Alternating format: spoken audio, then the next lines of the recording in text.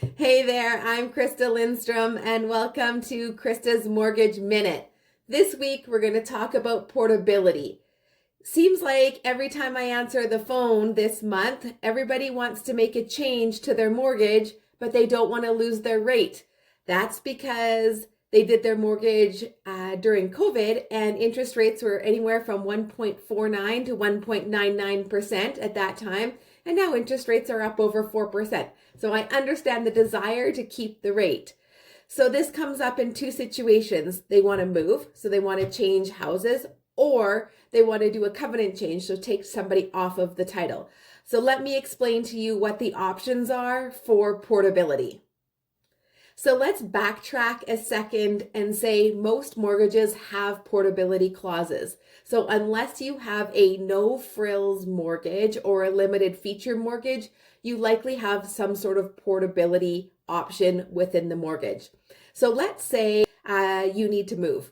I had a client this week who it was announced that they're building a new homeless shelter 2 blocks away from her house, and she has small children.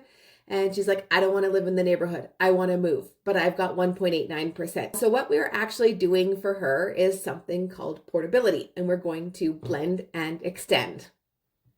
So she needs to increase her mortgage by approximately $50,000. So what we're going to do is we're going to take the original loan amount at 1.99%. We're going to add on the $50,000. We're going to keep her with her existing lender, and we're going to blend proportionately. So maybe she's got $300,000 at 1.99%. She's got $50,000 at low fours. And we're going to make a new mortgage amount and blend the two interest rates proportionately together. So she's going to end up somewhere in the low twos for the remainder of her term. So she has 1.5 years left on the mortgage.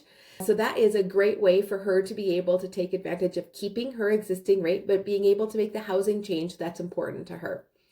Another situation that comes up regularly is in divorce situations where there's a 1.99% rate or 1.49% rate, and they want to keep the existing mortgage, but now they're getting divorced, so they want to take one person off of the title. And in those situations, you can apply for something called a covenant change. Now, 50% of the time they're accepted and 50% of the time they're declined. So you do have to requalify for the mortgage again in order to get the covenant change. And like I said, I just had one last week where the lender said, no, we're not allowing the covenant change. And lenders don't always have good reasons why they won't do the covenant change. But in this case, the client was ticked because she had, 2.39% or something like that.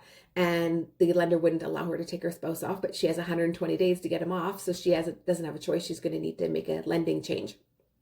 But there are sometimes an option to do a covenant change and requalify for the mortgage and take your spouse off of the title for the remainder of the term. And then we can deal with changing it when the mortgage term comes up for renewal.